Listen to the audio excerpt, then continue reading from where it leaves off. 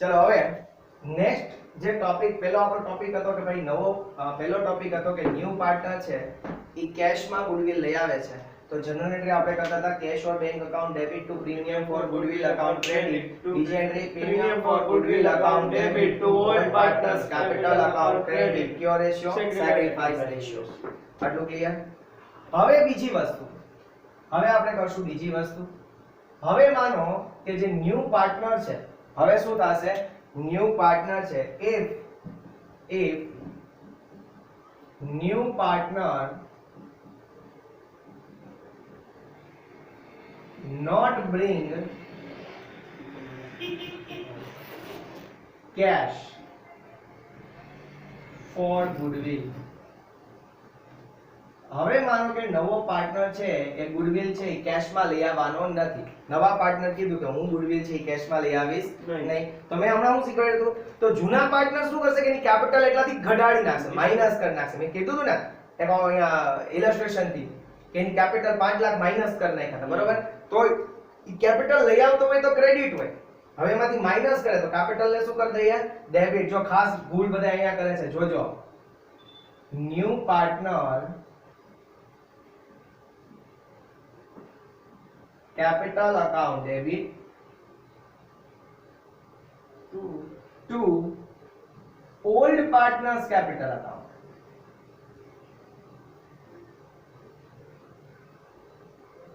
અને અહીંયા પણ રેશિયો કે લેશું? સેક્રિફાઈસ. સમજાણું?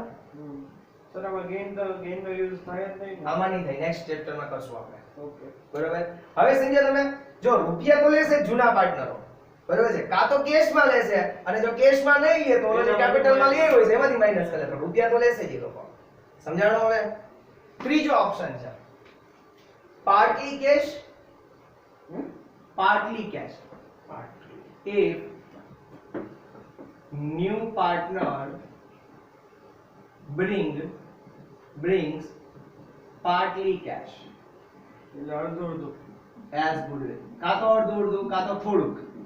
Partly cache partly cash as a goodwill. કા તો ઈ છે partly cash લઈ આવે, એટલે કા તો રોકડમાં અડધા લઈ આવવાનો, અડધા છે ઈ રોકડ નથી લઈ આવ્યો. સપોઝ કરો કે એના ભાગની ગુડવિલ થતી હતી, સી ના પાર્ટની ગુડવિલ થતી હતી 1 લાખ રૂપિયા, અને એના 50,000 લઈ તો સી છે ઈ કેશમાં 40,000 લઈ આવ્યો, તો 60,000 તો બાકીના 60,000 નું શું કરશું? લઈ આવ્યો ઈ 40,000 રૂપિયા, તો બાકીના 60,000 નું શું કરશું?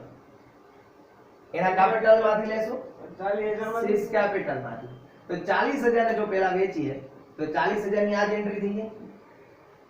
40,000 ની એન્ટ્રી આ થઈ જશે. Cash bank account cash or bank account debit to premium for goodwill, એટલે premium for goodwill to old partners. ઈ 40,000 ની એન્ટ્રી થઈ જશે. સિચ્યુએશન 1 અહીંયા લખી નાખું, 40,000 વાળી.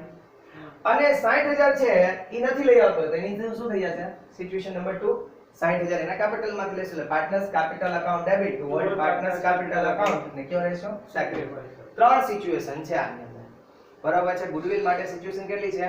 3 યાદ રાખવાની છે. આ ટોપિક જો ફૂલ આવડી જાય તો આખો સમ રેડી સાચો જ પડવાનો છે. સિવાય કે જે ઊંધા સમ આવે છે થોડાક બંધ કરવાના, બરાબર છે? છેલ્લા જે 3-4 સમ છે એમાં ભૂલ પડે, બાકી બીજે ભૂલ પડે. અને જો કરાવો સમ છોટા સમ નથી કરવા, મોટા ડાયરેક્ટ. પણ ઈ જો ઈ તમે એન્ટ્રી શીખશો ને તો આની ઇફેક્ટ દેતા ભૂલ કરશો, એટલે આપણે પહેલા ન્યા જ કરશું, ડાયરેક્ટ જ. ચલો ફટાફટ લખી લો.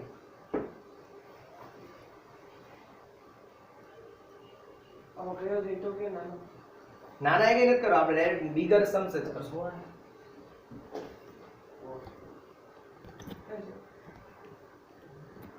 ચલો હવે આપણે શીખીએ છીએ નવો ટોપિક, બરોબર? પહેલો goodwill no topic.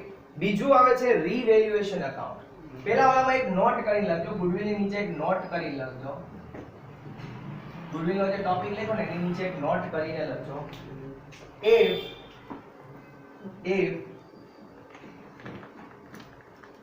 in the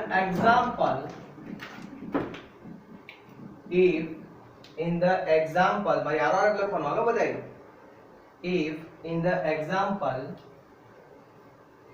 new P&L ratio is not given, new P&L ratio is not given,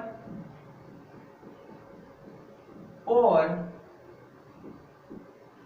any information or any information regarding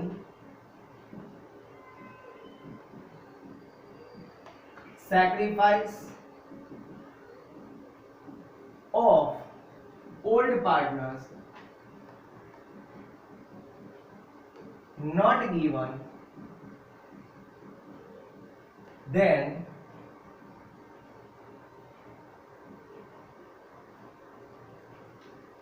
old ratio is equal to old P&L ratio is equal to sacrifice ratio. Old P&L ratio is equal to sacrifice ratio. માનો કે તમને example ની અંદર new P&L ratio નથી આપ્યો, કઈ બાબત not કરવાની છે? ન્યુ P&L રેશિયો આપ્યો નથી, અથવા તો તમને કોઈ ઇન્ફોર્મેશન જ નથી સેક્રિફાઈસ વિશેની, તો આપણે લોકોએ શું એઝ્યુમ કરવાનું કે old P&L ratio is equal to sacrifice ratio, કે ઓલ્ડ જે રેશિયો રહેશે એ જ આપણો શું રહેશે? સેક્રિફાઈસ રેશિયો રહેશે. ક્લિયર બધાને? ગ્રેટ. ચાલો તો હવે બીજો ટોપિક સર કોઈ લખાઈ ગયું બધાને? તમારે લખાઈ ગયું? શ્યોર ને? કહેતા રહેજો. ચલો હવે શરૂ કરીએ છીએ આપણું ત્રીજો જે ટોપિક છે આની અંદર એ છે રિવેલ્યુએશન અકાઉન્ટ. સોરી, બીજો ટોપિક આ રિવેલ્યુએશન અકાઉન્ટ. રિવેલ્યુએશન એકાઉન્ટ એટલે કે તમારી અસેટ્સ છે, તમારી લાયબિલિટી છે, એને તમે માર્કેટ વેલ્યુએ લઈ જાઓ છો તો તમને શું પ્રોફિટ થાય છે અથવા શું લોસ થાય છે, આ એનું એકાઉન્ટ છે. હું તમને સમજાવું ઉદાહરણ આપીને, એક્ઝામ્પલ દ્વારા, કે માનો કે A અને B બે પાર્ટનર હતા, બરોબર છે, 10 વર્ષથી આ બિઝનેસ ચલાવે છે, C એન્ટ્રી ડાયરેક્ટ કરે છે બિઝનેસમાં, બરોબર છે, તો થાય છે કેવું કે A અને B એ પોતે એક બિલ્ડિંગ લીધી હશે ધંધામાં. શું હશે? બિલ્ડિંગ. સપોઝ કરો 5 લાખ રૂપિયાની જે તે સમયે લીધી હશે, આજથી ઘણા વર્ષો પહેલા. હવે એને અત્યાર સુધી ડેપ્રિસિએશન ગણતા અત્યારે એની કિંમત 50,000 થઈ ગઈ. અત્યારે એની બુક્સમાં વેલ્યુ કેટલી છે? 50,000 રૂપિયા જ છે, બરોબર છે. ચોપડા એટલે કે આપણા જે ચોપડામાં એની વેલ્યુ ડેપ્રિસિએશન માઈનસ કરતા ગયા આટલા વર્ષો સુધી, અને અત્યારે એની આપણી બુક્સમાં કિંમત છે 50,000 રૂપિયા. અને ખરેખર તમે આને જોવા જાવ માર્કેટમાં તો એની માર્કેટ વેલ્યુ કદાચ 30 લાખ રૂપિયા હોય, થાય ને? આપણે જે બિલ્ડિંગ છે એની કિંમત 50,000 છે, આપણા ચોપડામાં 50,000 રૂપિયા છે, પણ એક્ચ્યુઅલમાં માર્કેટમાં વેચે છે તો 30 લાખ રૂપિયા આવે. તો જે સી નવો એન્ટ્રી કરશે, બરોબર છે, તો ઈ એ પણ જોશે કે ભાઈ નવી વેલ્યુ શું છે, અસેટની નવી વેલ્યુ શું છે, લાયબિલિટી, કારણ કે જેટલી પણ નવી વેલ્યુ આવશે એની અંદર જેટલો પણ કઈ પ્રોફિટ કે લોસ થશે, ઈ બધો કે પ્રોફિટ કે લોસ કોનો હશે? ઓલ્ડ પાર્ટનર્સનો હશે. શું કામ એને? કારણ કે ઓલ્ડ પાર્ટનર્સે બિઝનેસ ઉભો કર્યો હતો, એટલે આ લોકો શું કરે છે તો કે જેટલી પણ અસેટ છે, જેટલી પણ લાયબિલિટી છે એનું રીવેલ્યુએશન, સી ને કાઈ નહીં મળે, બરોબર છે, રીવેલ્યુએશન કરે. રીવેલ્યુએશન એટલે કે નવી કિંમત કાઢે. નવી કિંમત એઝ પર ધ માર્કેટ, માર્કેટમાં જે કિંમત છે એ પ્રમાણેની નવી કિંમત કાઢે છે. એમાં જો કંઈ પ્રોફિટ થાય, એનાથી કંઈ લોસ થાય તો એ આ જે ઓલ્ડ પાર્ટનર છે A અને B આ બે શું કરી લેશે? શેર કરી લેશે, બે શેર કરી લેશે. તો એના માટે આપણે બનાવવું પડશે રીવેલ્યુએશન અકાઉન્ટ, બરોબર છે, સિમ્પલ. રીવેલ્યુએશન અકાઉન્ટમાં તમારે લોકોએ ખાલી એટલું જ યાદ રાખવાનું છે, હમણાં યાદ રખાવું છું, ડેબિટ ક્રેડિટ, બરોબર છે.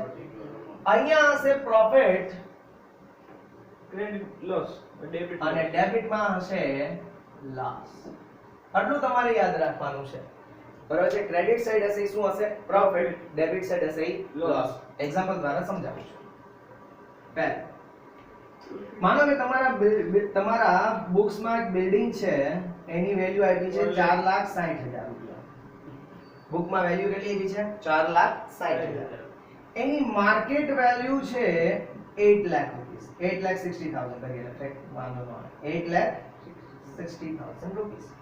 તો જુઓ માર્કેટમાં એની કિંમત વધારે છે, તમે તમારા બુકમાં એની કિંમત 4,60,000 રૂપિયા છે, પણ એની માર્કેટમાં વેલ્યુ કેટલી છે? બુકમાં એટલે સર કઈ રીતે? બુકમાં એટલે કે આપણે જે ચોપડા લખતા હોય ને અકાઉન્ટ્સના, ટાકુ સર હોય, બેલેન્સ શીટ કેટલામાં લીધું ઈ નહીં, એમાંથી ડેપ્રિસિએશન માઈનસ કરતા જે વેલ્યુ આવે ઈ વેલ્યુ. 44,60,000. યા. તો આપણા જે બેલેન્સ શીટમાં છે એની વેલ્યુ 460 છે, જ્યારે એક્ચ્યુઅલમાં એની માર્કેટમાં વેલ્યુ કેટલી છે 8,60,000. તો એનો મતલબ કે તમને 4 લાખ રૂપિયાનો શું થયો કહેવાય, પ્રોફિટ થયો કહેવાય ને. તમે લીધી હતી 460 માં, એમ એસ્યુમ કરો કે આપણે લીધી 460 માં અને અત્યારે એની વેલ્યુ 8,60,000 છે, 4 લાખ રૂપિયા એની કિંમત વધી જાય છે, તો આપણને શું થયો પ્રોફિટ. અને પ્રોફિટ ને ક્યાં લખવાની વાત છે, રિવેલ્યુએશન માં ક્રેડિટ સાઈડ 4 લાખ રૂપીસ, અને અહીંયા આપણે સામેના અકાઉન્ટ ને લખવાનું બાય બિલ્ડિંગ. ક્લિયર એટલું? ઈઝી, યા ઈઝી. સેકન્ડ થિંગ, એટલે તમને એ જ કહું છું કે એક બે વસ્તુ શીખી લો ને તોય તમને 4-5 માર્ક્સ તો એટલીસ્ટ સમમાં આવશે. બરાબર છે, 4-5 માર્ક્સ તો એટલીસ્ટ આવે જ બધાને, જો થોડુંક ધ્યાન આપો હોય તોય. તમારા સ્ટુડન્ટ છે પૂરા. બસ. પછી અહીંયા આવે છે પ્લાન્ટ એન્ડ મશીનરી. બીજું ઓપ્શન જોવો, તમારી બુકમાં એની વેલ્યુ છે 3 લાખ રૂપીસ અને એની માર્કેટમાં વેલ્યુ છે 2,50,000. સમજો, તમારી પાસે કિંમત કેટલી છે 3 લાખ રૂપીસની, માર્કેટમાં વેલ્યુ એની કેટલી છે 250, તો શું થશે 50 એનો લોસ થશે. અને લોસ ને ક્યાં લખવાનું હોય, ડેબિટ સાઈડ. અહીંયા શું લખશું 50,000, ઓપોઝિટ અકાઉન્ટ નેમ શું લખશું તો પ્લાન્ટ એન્ડ મશીનરી. ક્લિયર બધાને આવ્યું? ચલો આ ફટાફટ લખી લો આ રીતના, એટલે ઈ પણ તમને યાદ રહી જાય. બરાબર, ફટાફટ લખો, લઈને લખો, જેટલી ઝડપથી આવડે ને એટલી ઝડપથી ભૂલાઈ જાય, સંસારનો નિયમ છે. એટલે ફટાફટ લખો, હાલો guys, quick.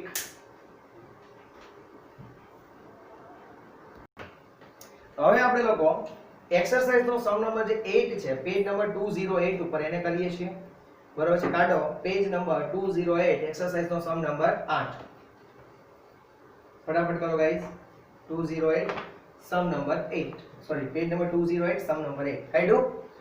Abha and Bina are partners in a firm selling profit and loss in the ratio of 2:1. Underline કરો. P&L ઓલ્ડ રેશિયો કેટલો આપ્યો છે 2:1. બરોબર છે. Their balance sheet as on 31st March 2017 was as under. તમને capital account આપ્યું છે Abha, Bina, general reserve, workmen compensation, investment fluctuation, જેની આપણે ડિસ્કશન કરશું કોમ્પન્સેશન ની ને. શું કામ એને એક વખત ચેપ્ટર નંબર 4 માં કરી લીધી હતી ઓલી જનરલ એન્ટ્રીઝ, એનો આપણે ઉપયોગ થશે. બરાબર છે. હવે જો પેલા ખબર કેમ પડશે કે આ સમ એડમિશન નો છે કે રિટાયરમેન્ટ નો, તો જો બેલેન્સ શીટ માં બે પાર્ટનર આપ્યા છે, આપ્યા. નીચે જો જેવું ટેબલ પતે છે બેલેન્સ શીટ નું, એટલે તરત એવું લખ્યું છે કે they admitted ઋષિ, એટલે એને એડમિટ કરી ઋષિને, એટલે એડમિશન નો સમ થઈ ગયો. એટલા માટે અહીંયા બે પેલા કેપિટલ એકાઉન્ટ જે જૂના હતા એનું, અને ઋષિ નવી આવે છે તો એનું પણ આપણે કેપિટલ એકાઉન્ટમાં સમાવેશ કરવો પડશે. સમજાણું? હવે અહીંથી ખબર પડશે કે આ સમ શેનો છે, એડમિશન નો છે. હવે 1/4/2017 on the following condition. હવે કન્ડિશન કઈ કઈ છે એવું જો. ઋષિ will bring 1 lakh as his capital. ઋષિ 1 લાખ રૂપિયા કેપિટલ ના લઈ આવશે, and 24,000 as a goodwill in cash. Underline કરો. 24,000 goodwill કેમાં લઈ આવશે, કેશ માં લઈ આવશે. પહેલો ટોપિક કર્યો તો આપણે, goodwill કેશ માં લઈ આવે. ચલો, value of land and building is to be increased by ₹17,000. goodwill ની સોરી લેન્ડ અને બિલ્ડિંગ ની વેલ્યુ છે એ તમારે કેટલાથી વધારવાની છે, 17,000 થી. ચાલો, લેન્ડ અને બિલ્ડિંગ છે ને બે નંબર આપી દો ફટાફટી. બેલેન્સ શીટ માં દેખાય લેન્ડ અને બિલ્ડિંગ? બેલેન્સ શીટ માં દેખાય છે લેન્ડ અને બિલ્ડિંગ? 17,000 આપો, એને બે નંબર આપી દો ફટાફટી. બે નંબર એટલે લેન્ડ અને બિલ્ડિંગ એ બીજા નંબરનો એડજસ્ટમેન્ટ છે, એટલે આપણે એને બે નંબર આપીએ છીએ. બરોબર છે. એના પછી value of machinery is to be decreased up to 32,000. મશીનરીની વેલ્યુ 32,000 સુધી ઘટાડવાની છે, તો મશીનરીને 3 નંબર આપો. મશીનરીને કેટલા નંબર આપશો, 3 number. Provision for bad debt is to be kept at 10% on debtor. ચલો, ડેટર ને 4 નંબર આપો, ડેટર્સ ને 4 number. Provision for outstanding electricity bill, electricity bill ક્યાંય નથી આપ્યું, ડાયરેક્ટ એની એન્ટ્રી કરશું, રહેવા દો. New profit sharing ratio of all 3 partner is to be kept at 2:1:2. હવે તમને લોકોને ન્યૂ P&L રેશિયો આપ્યો છે, એનો મતલબ એમ કે સેક્રિફાઈસ ગોતવો પડશે. ઓલ્ડ P&L આપ્યો, ન્યૂ P&L આપ્યો, સેક્રિફાઈસ કેમ ગોતવું, ઓલ્ડ માઈનસ ન્યૂ. ચેપ્ટર 3 માં 4th માં કહ્યું હતું કે sacrifice is equal to old share minus new share. બરાબર છે, એટલે ત્યાંથી આપણે જોશું સેક્રિફાઈસ રેશિયો કામ ક્યાં આવશે, સેક્રિફાઈસ રેશિયો નો ક્યાં ઉપયોગ કરશું, ન્યુ પાર્ટનર ગુડવિલ. હા, ઓલી જે ગુડવિલ લઈ આવશે ને કેશ માં, ઈ ઓલ્ડ પાર્ટનરને ડિસ્ટ્રીબ્યુટ કરવા માટે આપણે સેક્રિફાઈસ જોશે. બરાબર છે, આટલું થઈ ગયું. હવે જો ટીક થઈ ગયા છે, એડજસ્ટમેન્ટ જેટલા ટીક થયા એને છોડી દેવાનું, બાકીની બધી વસ્તુ જ્યાં આવતી હોય અહીંયા પુટ અપ કરવાની. ચલો, પહેલા આપણે લાયબિલિટી સાઈડ થી ચાલુ કરીએ છીએ. તમે લોકો મારી સાથે સાથે જ કરશો તો જ સમજાશે, બાકી સમજાશે નહીં. પહેલું, તમને કેપિટલ આપી છે તો કેપિટલ ને ક્યાં લખવાનું? કેપિટલ એકાઉન્ટમાં ક્રેડિટ સાઈડ લખો. કેપિટલ એકાઉન્ટમાં credit side by balance brought down by balance brought down. ચલો આભાની કેપિટલ કેટલી છે? 80000. બીનાની કેપિટલ કેટલી છે? 60000. આભાની 80 અને બીનાની 60. આટલું ક્લિયર બધાને? ઓકે ચાલો એના પછી જનરલ રિઝર્વ. બીજું શું આપ્યું છે? General reserve. શું કરાય? રિઝર્વ છે ને? રિઝર્વ સેવિંગ છે અને સેવિંગ કોને દેવાનું હોય? પાર્ટનરને દેવાનું હોય. વાત નથી કરી આપણે કે જે સેવિંગ્સ થયું હોય અત્યાર સુધીની કોને દેવાની વાત હતી? પાર્ટનરને. આપણે લોકો એન્ટ્રી કરી હતી general reserve account debit to old partners capital account credit. General reserve account debit two partners capital account credit. તો પાર્ટનર કેપિટલ અકાઉન્ટ ક્રેડિટ છે એટલે પાર્ટનરને આપી દેવાનું. બરાબર છે? તો ચાલો પાર્ટનરને આપીએ બાય જનરલ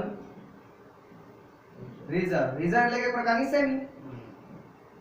કયા રેશિયોમાં દેશું? ઓલ્ડ રેશિયોમાં 2:1. બરાબર છે? કેટલા રૂપિયા છે આપણી પાસે જોવો જોઈએ? 18,000. 18 છે એટલે 12000 અને 6000. 12000 અને 6000 આવ્યું ગાઈસ?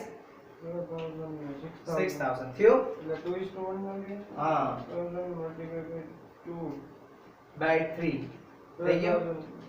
ઓકે એના પછી શું આપ્યું છે? Workmen compensation reserve. આ પણ શું છે? રિઝર્વ જ છે. પાર્ટનર વચ્ચે ડિવાઈડ કરી દઈએ. લખો બાય